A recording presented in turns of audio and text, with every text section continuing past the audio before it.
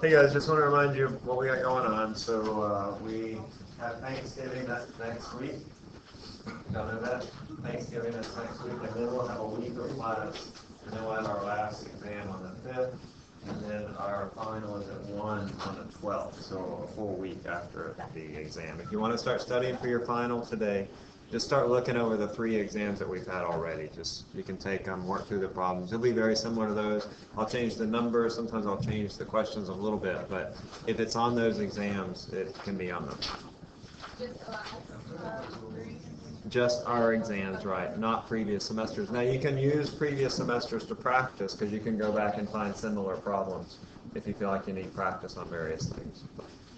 All right? Let's pick up, we had left off on a question that we didn't get to finish.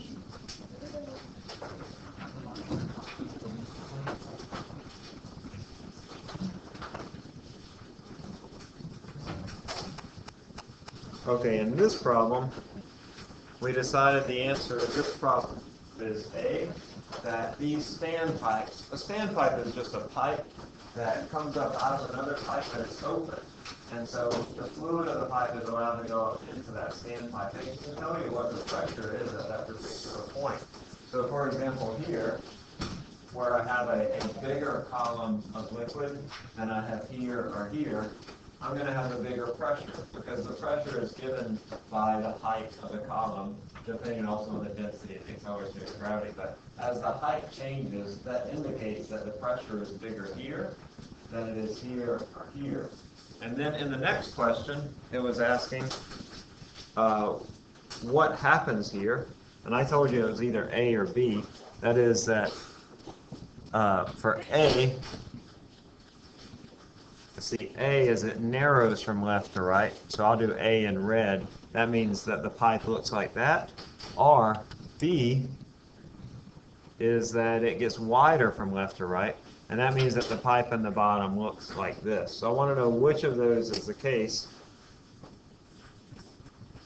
Does the pipe get narrower on the bottom? That would be A.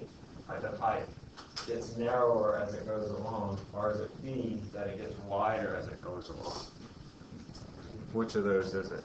Does it get narrow from left to right? Or does it get wide from left to right? Think about the pressures and the speeds and how all those things are connected.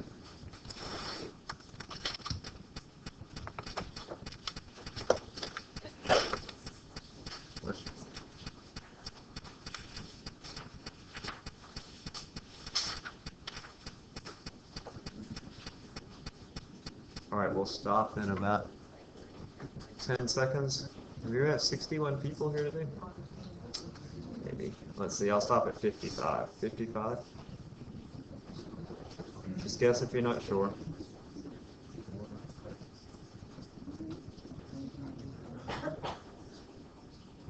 Okay, good. A is right. Because, A is right. Is the velocity here going to be big or small compared to down here?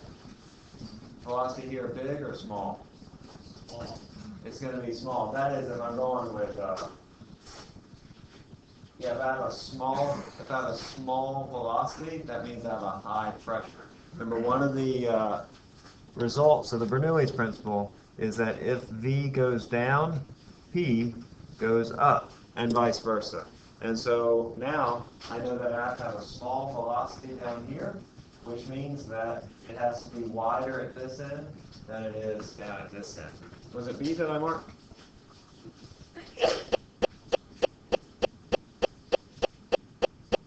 I mean A. No, A is the right answer. Yes, A. So,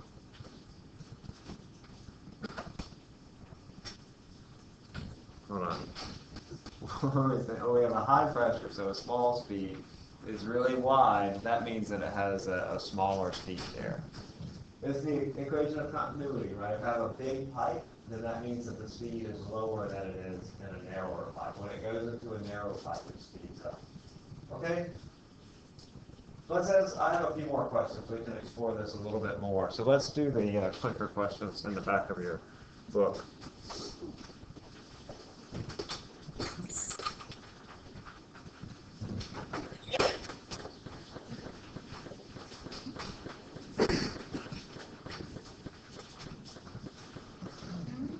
Okay, so this is going back to pressure and Archimedes principle, what have you. So here I have two identical bricks in place underwater, and brick 1 is just beneath the surface of the water, while brick 2 is held about 2 feet down. The force needed to hold brick 2 in place is which of these? How is the force different, or is it the same to hold brick 2 in place?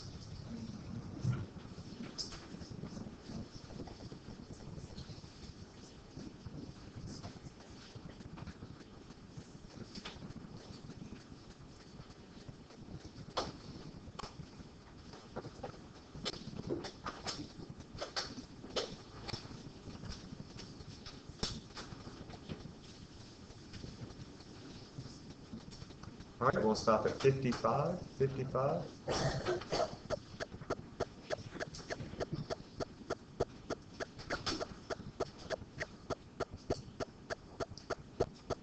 Okay, a lot of you put A, but the right answer is B, that it's the same. But I understand why you put A, although that's not correct. Now, as you go down, the pressure increases, but the pressure doesn't have anything to do with Archimedes' principle. Really what we're looking at here is what is the buoyant force at these different positions. And the buoyant force is going to be the same whether I'm at the position of brick number 1 or at the position of brick number 2. Now, the pressure at point 2 is going to be bigger. That is true, but that doesn't affect the buoyant force. Because we're dealing with an incompressible fluid, and as the pressure gets bigger, the density doesn't increase. All right?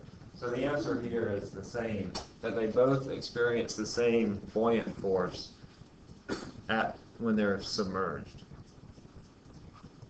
A boat carrying a large chunk of steel is floating on a lake. The chunk is then thrown overboard and sinks. What happens to the water level? I think we've actually had this question, but we'll run it again.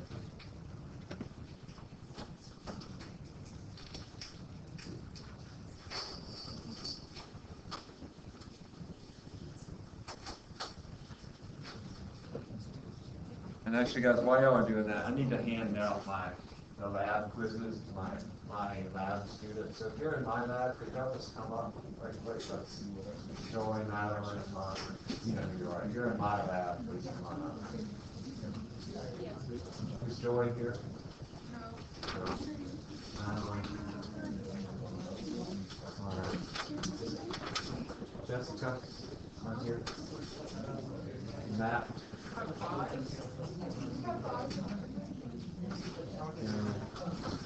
William,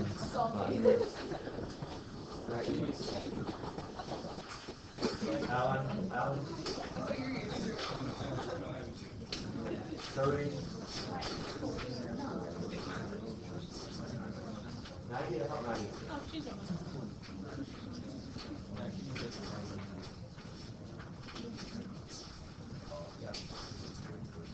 Tanner?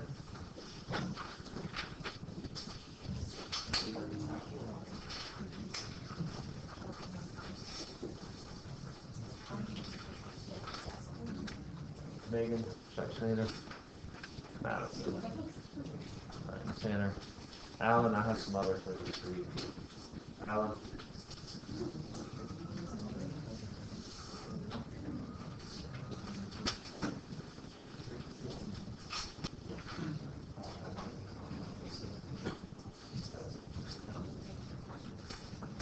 Alright guys, sorry for that. Alright, so I'm going to stop this in just a couple seconds.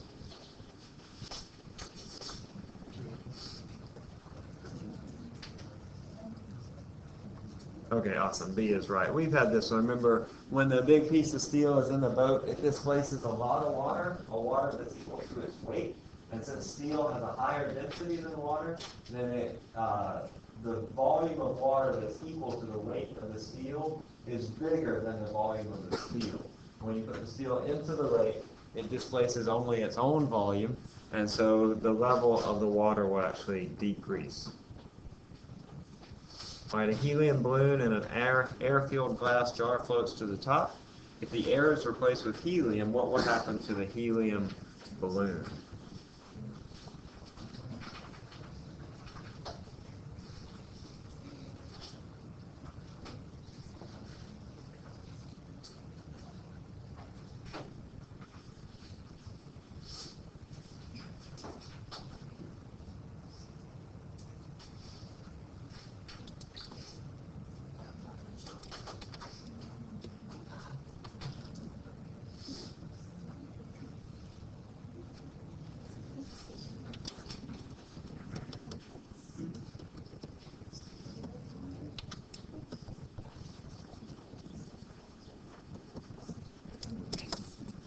what happens if I replace all the air with helium for our balloon?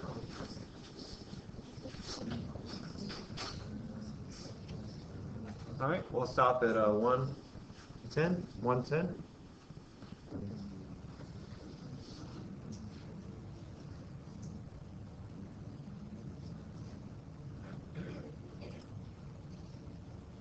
Okay, good. C is right. Listen, the helium balloon floats because it displaces a volume of air. And the weight of the air that it displaces is bigger than the weight of the balloon.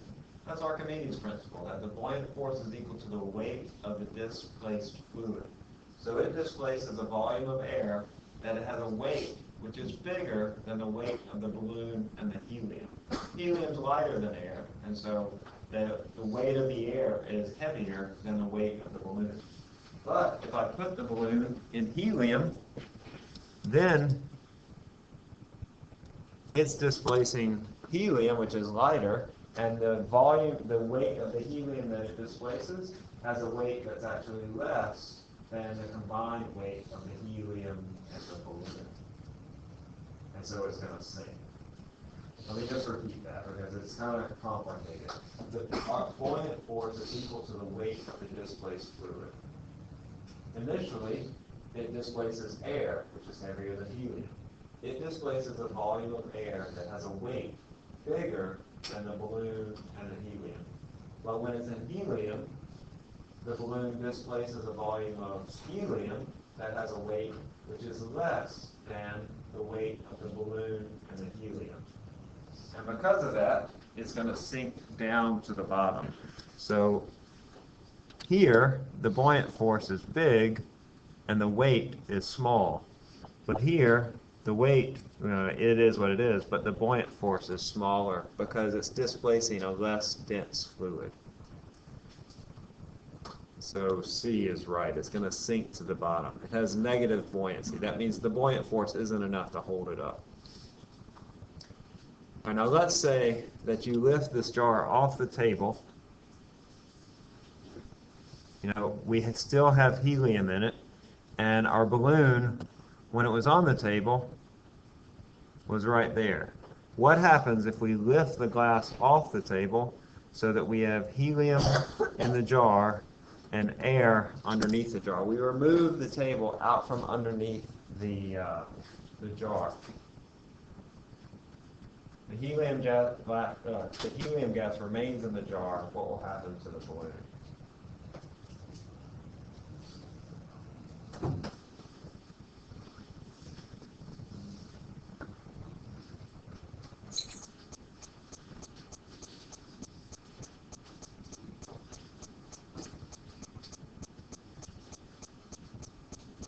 All right, we'll stop in about 5 seconds. Stop at 103. 103.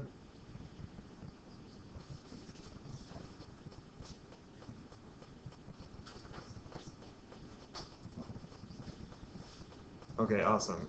B is right. When you lift it off, the helium balloon is going to just sort of wait right there. Listen, for the same reason that the helium is going to stay in the jar, that it's less buoyant, or it's less dense than the air, and so it's like it's going to float up to the top. All right, so the helium balloon will just float at the bottom of the jar.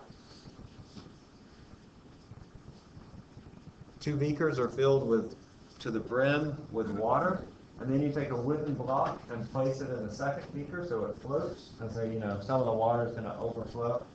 Both beakers are then weighed. Which scale reads a larger weight?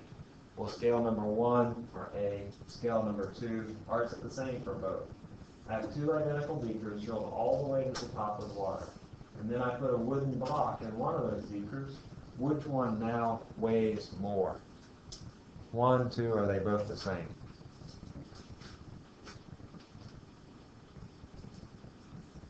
You want to think about what the buoyant force is on the block and how that compares to the weight of the block.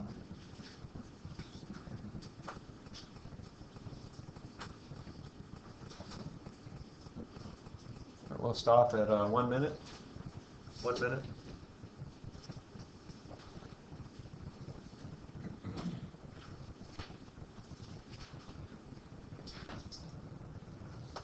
Okay, good. C is right. The wooden block is going to displace a certain amount of water, and that water is going to spill out over on the side of the beaker.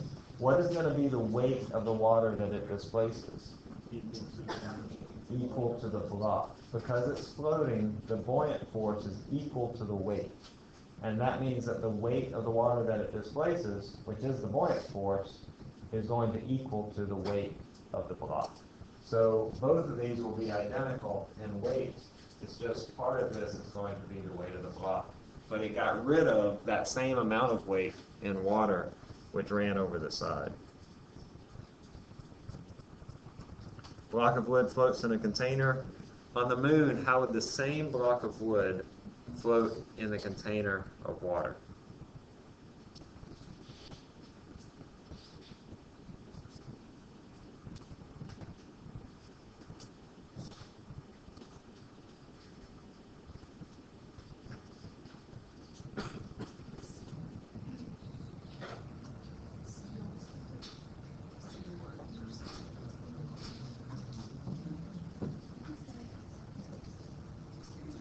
Y'all doing pretty well on this, actually. All right, we'll stop at 42.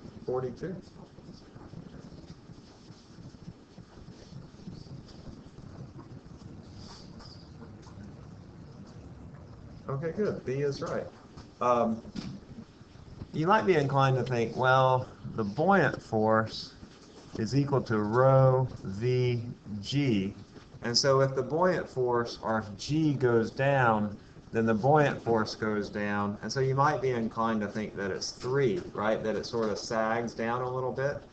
But remember that in this case, that the weight is equal to the buoyant force. Anytime I have something that's floating, the weight is equal to the buoyant force. And so that's m times g equals rho times v times g. And now notice that my g's will cancel.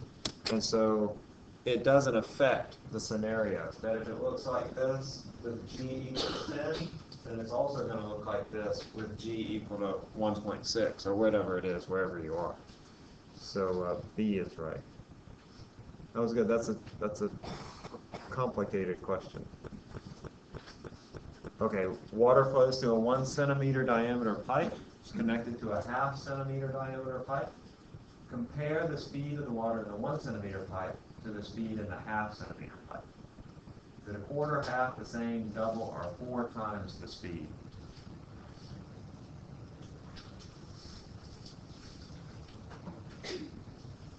I'm going from a 1 centimeter pipe to a 1/2 centimeter pipe.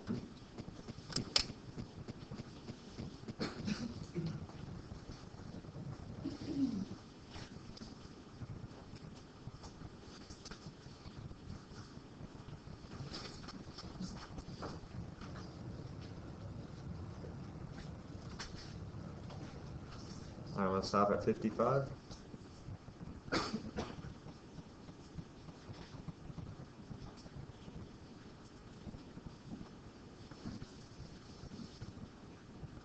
Okay, let's see. So I know that it's going to speed up because I'm going from a big area to a small area. So in order to get the same amount of fluid through this smaller pipe, it has to go faster in order to have the same volume flow rate.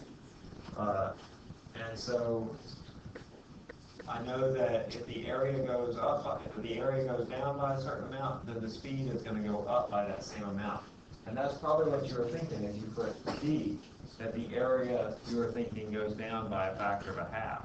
But that's not what happens. It's not the area that goes down by a factor of a 1/2. It's the diameter. And remember, area of a circle is pi r squared.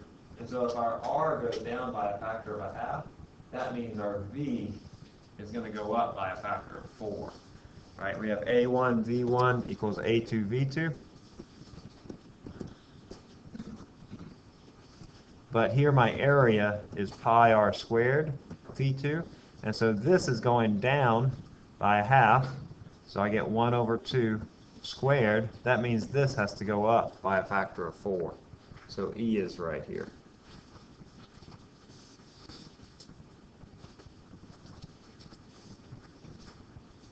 All right, remember to think about this. You'll probably see stuff like this on the test. Make sure that you're reading it carefully when we're dealing with these pipes, because sometimes we'll get area, and sometimes we'll get the diameter or the radius. So make sure that you're up on just reading the question carefully, make sure that you know what it is that it says. Am I talking about the area changing, or am I talking about the radius changing? And remember that our area is dependent upon the square of the radius. Okay? All right. Let's look at the next one. Blood platelet drifts along in an artery that's partially blocked. What happens to the blood pressure in the narrow region?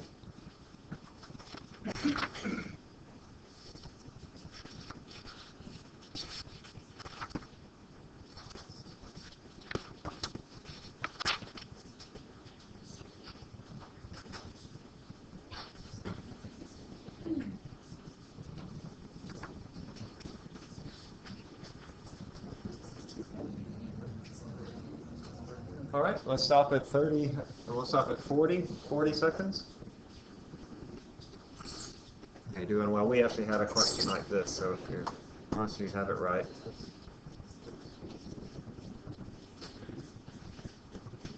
Okay, good. B is right. Remember, this is kind of counterintuitive because you think, oh, if I have blockages, that means I have high blood pressure. And that is true, that a person with blockages in their arteries will experience higher blood pressure, but it's a higher systemic pressure in the whole system. And that has to do with a slightly different thing called the Poisson equation. But here, we're looking at the local pressure. As the speed goes up, according to the Bernoulli's principle, because of this conservation of, what does it matter? Bernoulli or energy?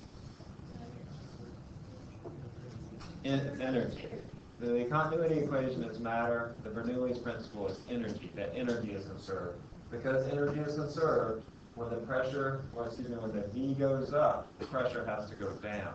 So the speed here increases by the equation of continuity, and by the Bernoulli's principle, the pressure has to go down. So the local pressure here decreases. Let's see. Roman walks into a bar and he says, "Give me 5 beers."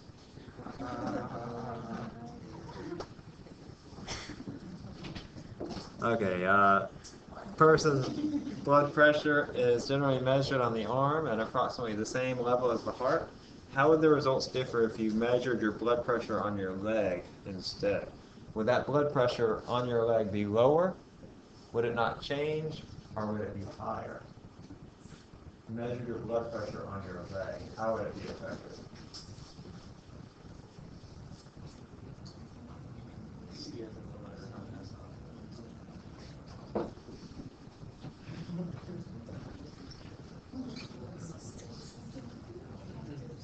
Well, I'll bring this right back up to check something.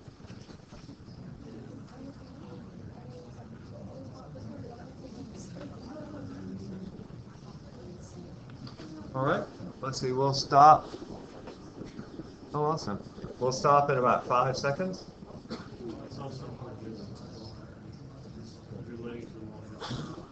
1 minute.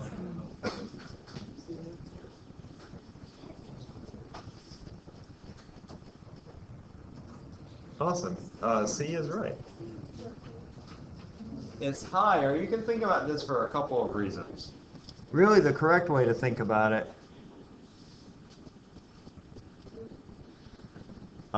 let's see, I'm just going to draw half a person. Is that okay? The correct way to think about it is by Bernoulli's principle. Bernoulli's principle says that the pressure plus 1/2 rho v squared plus rho gh, that this is equal to a constant. And if I decrease h, if this decreases, then that means that this must increase. Right, so if I decrease the height of where I'm measuring my fluid, the pressure is going to increase. Another way that you can think of it is that you can think of at your leg that you have this big column of fluid that sits on top of your leg. And at the bottom of that column of fluid, the pressure is going to be higher. At the top of that column of fluid, the pressure is going to be lower. You can think about it either way, but really the Bernoulli's principle is the correct way to think about this. It's a little more complicated than that because sometimes our blood flow isn't actually an ideal fluid, that there's some friction in the blood. It's not a non-viscous fluid, and it has frictions with the sides of the arteries. So it's a little bit more complicated, but sort of as a broad brush stroke, we would say that the blood pressure on your leg at your ankle is going to be higher. Let's see. Did y'all know that the pentagon was really supposed to be an octagon? Did you know that? Yeah. The contractor, though, he just kept cutting corners.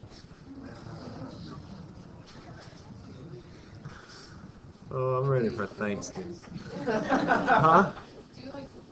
I just picked them up. Sometimes people tell them to me.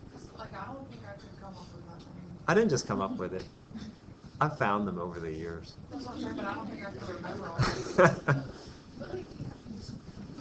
What's that?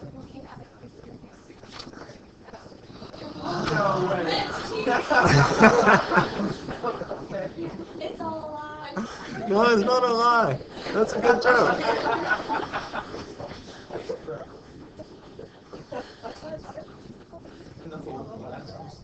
Don't tell anybody, please. All right. And the thing is, my wife, she took my jokes. So Caitlin, who's in astronomy, she hears all the same jokes, don't she?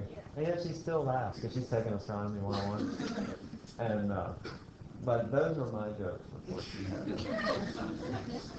All right. How is the smoke drawn up a chimney affected when there is a wind blowing outside? So think about your chimney. Here's your chimney, here's your fire, the smoke comes up, and you have a wind blowing outside over the chimney.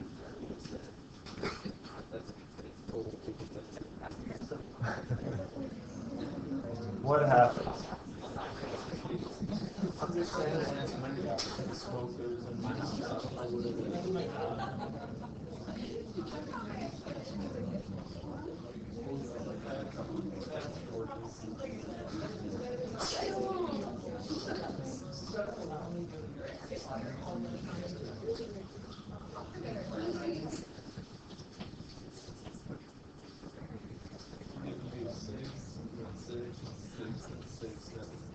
All right, I'm going to stop at 120. Oh man, you are awesome. 120. Yeah, that's our chemistry professor, Charles. Good. A is right. The smoke rises more rapidly in the chimney. It's just like the ping pong. Didn't we do this question already? No, it's just like the ping pong ball, right, in the glass. That when you blow a stream of air over the top of the glass, it sucks the ping pong ball right out. And it's the same for your chimney as well. All right? Listen, when I was a kid, this guy that taught me algebra, and forgive me for being, this is kind of crude, but it's true. This guy, he never passed gas around anyone. True story. I mean, he was, a private tutor, so.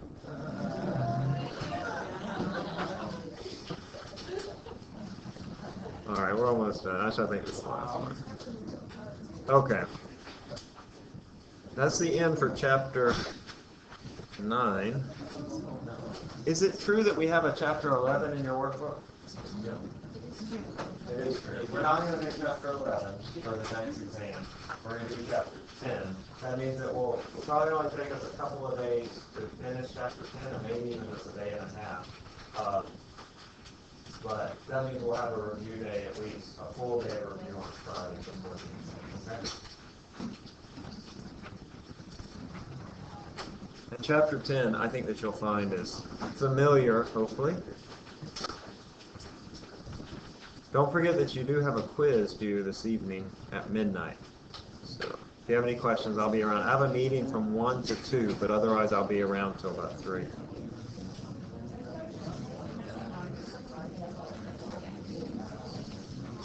All right. So chapter 10 is on thermal physics. We'll look at temperature scales, the Celsius, Fahrenheit, and Kelvin scales. We'll look at how you convert between those different scales, also what they're based upon. We'll also look at linear expansion, how when you heat something up, it expands. Also in this chapter, we'll see the ideal gas law. I think that's about it, actually. Yeah, that's it. So we'll just look at temperature scales, linear expansion, and the ideal gas law. You've probably seen the ideal gas law. You should have seen it in high school. You've probably seen temperature scales too. You may not have seen linear expansion, but it's sort of intuitive, and the math isn't terribly difficult. So let's talk about temperature. Temperature is a description of an object's energy. In particular, it's the thermal energy of the object. An object with more energy has a higher temperature.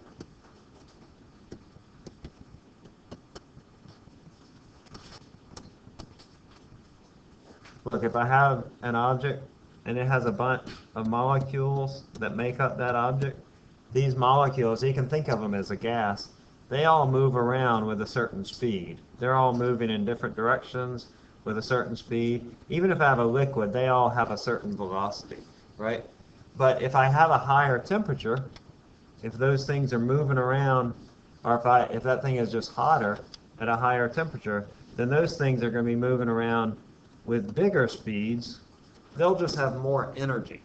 And so we can think about thermal physics, or the temperature of an object, very much as just objects having more and more kinetic energy. That as you heat them up more and more, it just causes those molecules within that substance, even if it's a liquid or a solid, it causes them to move around more rapidly. They just have more kinetic energy. It makes a little more sense when we think of it as a gas, but it's true for liquids and solids as well. Need to just know a couple of things about a couple of definitions. First, thermal contact. This describes two objects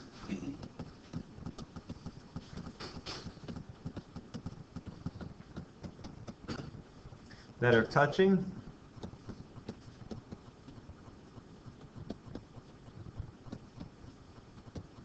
such that energy can be transferred.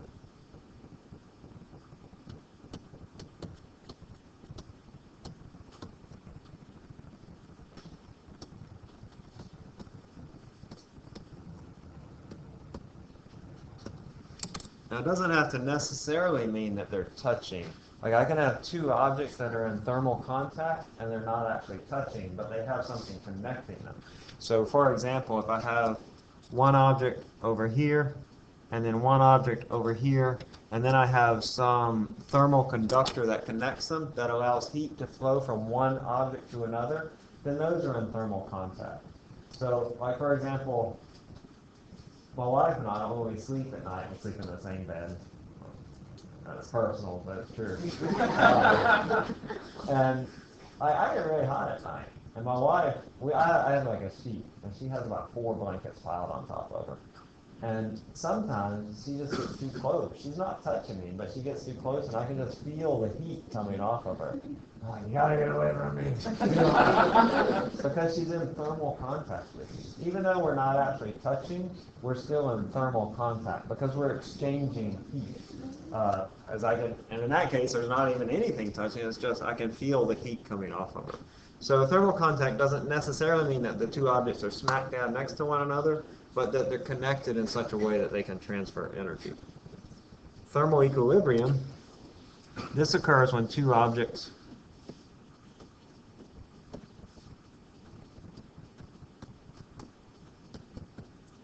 are touching such that are in thermal contact,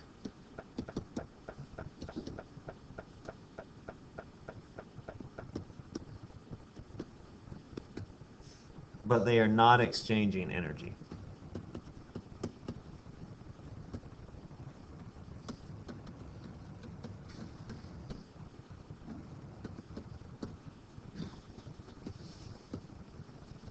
All right, so that means that they're what? If they're in thermal contact, but they're not exchanging any thermal energy, what does that say about these two objects? They're the same temperature, right? So whenever I have two objects that are in thermal equilibrium, they're going to have the same temperature. So the result of this, or conclusion of this, is the same temperature. Okay, and then we're not going to get much into the first and second law of thermodynamics, but we are just going to look at the first, or the zeroth rather. It says if objects A and B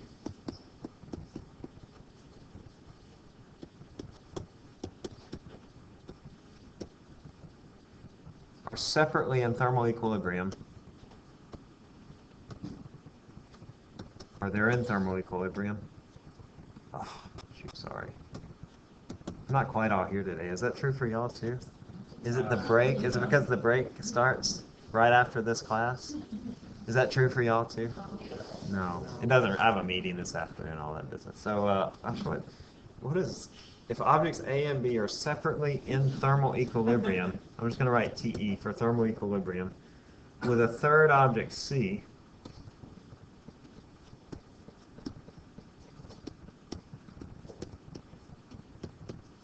so A is in thermal equilibrium with C, and B is in thermal equilibrium with C. We might say A equals C and B equals C.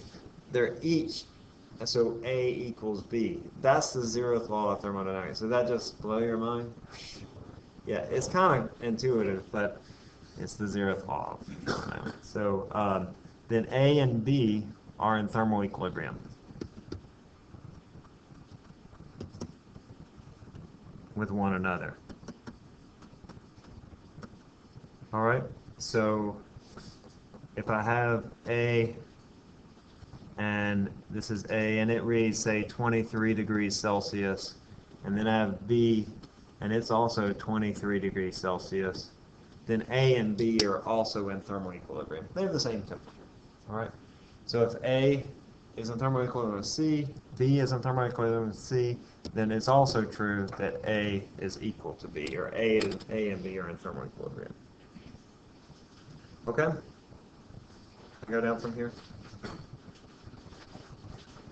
All right, heat is the exchange of thermal energy.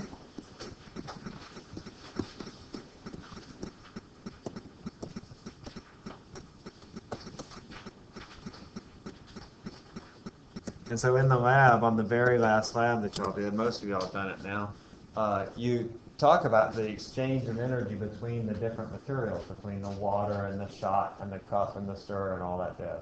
That heat is describing the exchange of thermal energy.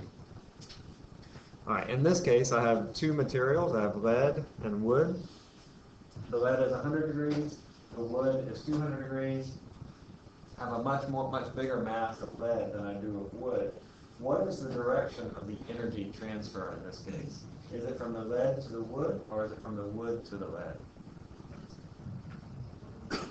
It's from the wood to the lead. So our objects will always transfer energy going from the higher temperature to the lower temperature. I think that's also sort of intuitive, right?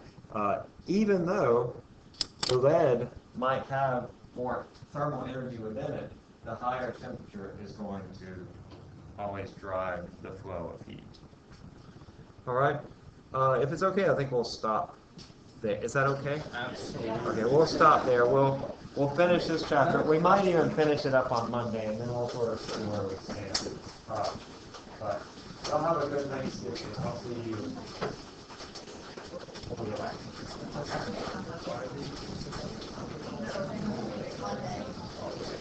Like that first